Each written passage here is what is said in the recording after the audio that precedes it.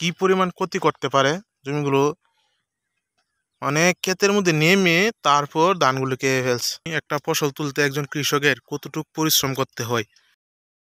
আসসালামু আলাইকুম। আজকে চলে আসছে একটা ধানের জমিতে বিকালবেলায়, কিন্তু এই জমিতে এসে দেখলাম ধানের চারাগুলো কিছু একটা রোগে ধরেছে। এত ছোট থাকতে একটা রোগে, কিছুদিন আগে আমরা গাছের ওষুধ দিয়েছি, কিন্তু এখনই যে ধান গাছের মধ্যে কি যেন একটা রোগ হয়েছে, পাতাগুলো মরে যাইতেছে। এই যে প্রত্যেকটা ধানের চারার মধ্যে যেন পাতাগুলো মরে যাচ্ছে, দেখি খুবই খারাপ লাগতেছে। এটার মধ্যে ওষুধ দিতে হবে। এখানে প্রায় 20% মতো জমি আছে। এটা শুরুতেই রোগ, এটা বোঝা খুবই মুশকিল। কিছুদিন আগে এটার মধ্যে আমরা গাছের ওষুধ দিয়ে দিয়েছি, কিন্তু হঠাৎ করে এই রোগটা এসে পড়ছে।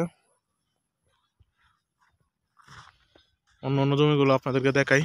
আরেকটা জমি আছে আমাদের 4 কাঠার মতন, প্রায় 40%।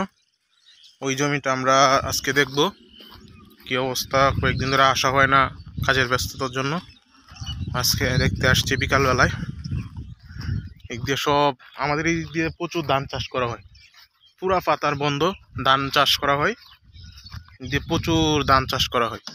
আর এটা হচ্ছে একটি কৃষিক্ষেত, সফল কৃষক মরিচ চাষ করছিল, মরিচ গাছগুলো মরে গেছে, তোলা হয় নাই।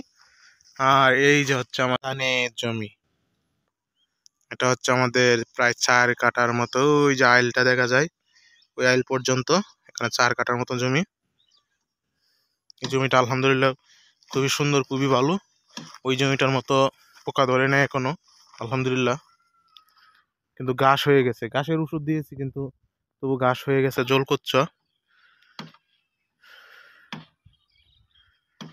এখানে আমাদের 40% মধ্যে জায়গা।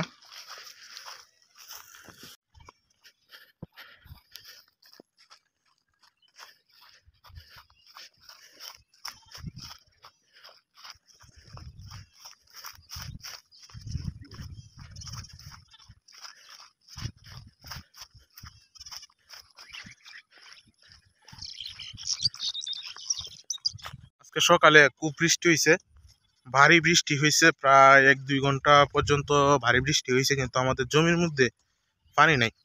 আরেকটা জিনিস আপনাদেরকে দেখাই, সেটা হচ্ছে এটা দেখুন, ছাগলে কি পরিমাণ ক্ষতি করতে পারে জমিগুলো অনেক ক্ষেতের মধ্যে নেমে তারপর ধানগুলোকে ফেলছে। দেখেন অবস্থা। এই ফসল জমি, একটা ফসল তুলতে একজন কৃষকের কতটুকু পরিশ্রম করতে হয় তা একজন কৃষকই জানে ভালো। কারণ এই যে নিচে জমিগুলোর মধ্যে পানি, হঠাৎ যদি পানি এসে পড়ে তাহলে আর ফসলগুলো করে তোলা যায় না। আর ছাগল এই যে আইলের সাথে যেগুলো আছে সেগুলো সবগুলো খেয়ে ফেলে। আর একটা সমস্যা হচ্ছে এই যে গর্তগুলো, এই গর্তগুলো দিয়ে পানি চলে যায়। এই জন্য বলতেছে যে ফসলের জমিগুলোর মধ্যে পানি নাই কেন, একবারে পানি শূন্য।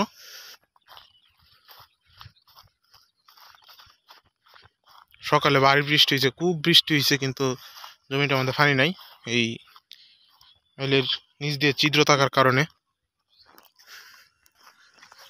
আমাদের আরো কয়েকটা জমি আছে, আজকে আর সেগুলোর মধ্যে যাব না, আগামীকালকে যাব, আর আপনাদেরকে দেখানোর চেষ্টা করব।